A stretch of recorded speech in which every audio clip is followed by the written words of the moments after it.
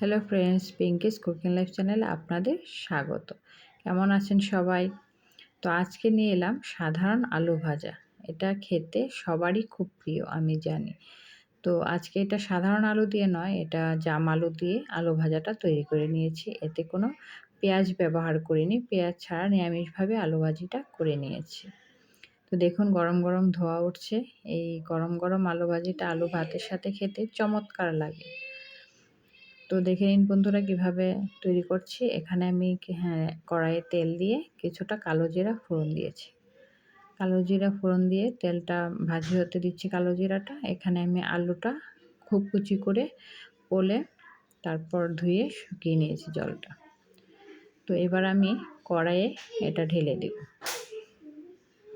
তো দেখুন বন্ধুরা কিভাবে আলুর ভাজিটা করছি। এখানে আমি আলুটা কড়াইয়ে ঢেলে দিয়েছি।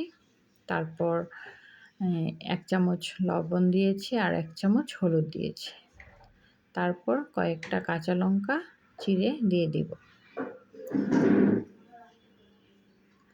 কাঁচা লঙ্কা চিড়ে দিয়ে তারপর আমি এটা হলুদটা মিশিয়ে নেব পুরো আলুটার সাথে।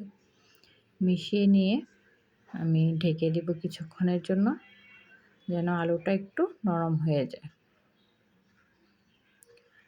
তো বন্ধুরা সবাই আলু ভাজিটা করতে পারো আমি জানি, তারপর আমি একটু তোমাদের দেখিয়ে দিলাম। এটা কোনো পেঁয়াজ ছাড়া তৈরি করে দেখিয়ে দিয়েছি। তো বন্ধুরা যদি ভালো লাগে ভিডিওটা অবশ্যই লাইক, কমেন্ট, সাবস্ক্রাইব করে দেবে। তো দেখো, এই যে এখন আমি ঢেকে দিয়েছি। তারপর আমি 10 মিনিট পর ঢাকনা তুলে এই যে দেখো আমার আলু ভাজিটা অনেকটাই নরম হয়ে গেছে। এখন আমি নাড়িয়ে নিচ্ছি ভালো করে। নাড়িয়ে তারপর আমি আবারও কিছুক্ষণের জন্য ঢেকে দেব, যেন নিচে না লেগে যায়। তাই একটু পরপর নাড়িয়ে দিতে হয়, ভালো করে নাড়িয়ে নিতে হবে। নাড়িয়ে নিয়ে তারপর আবার 10 মিনিটের জন্য ঢেকে দেব।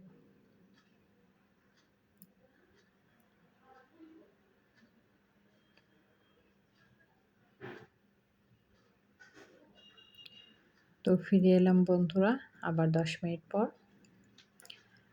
এখন দেখুন আলু ভাজিটা অনেকটাই হয়ে গেছে।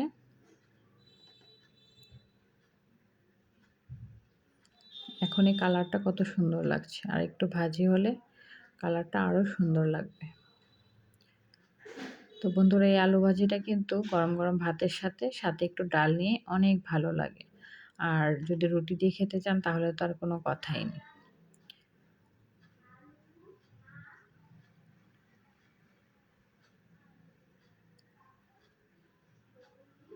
ভালো করে নাড়িয়ে যতক্ষণে জলটা শুষে যায় ততক্ষণ নাড়িয়ে নিতে হবে। তেলটা উপরে ভেসে উঠলে তখন বুঝবেন যে হয়ে গেছে। কড়াইতে লেগে আসবে না। এই যে দেখুন আমি বাটিতে সার্ভ করে নিয়েছি।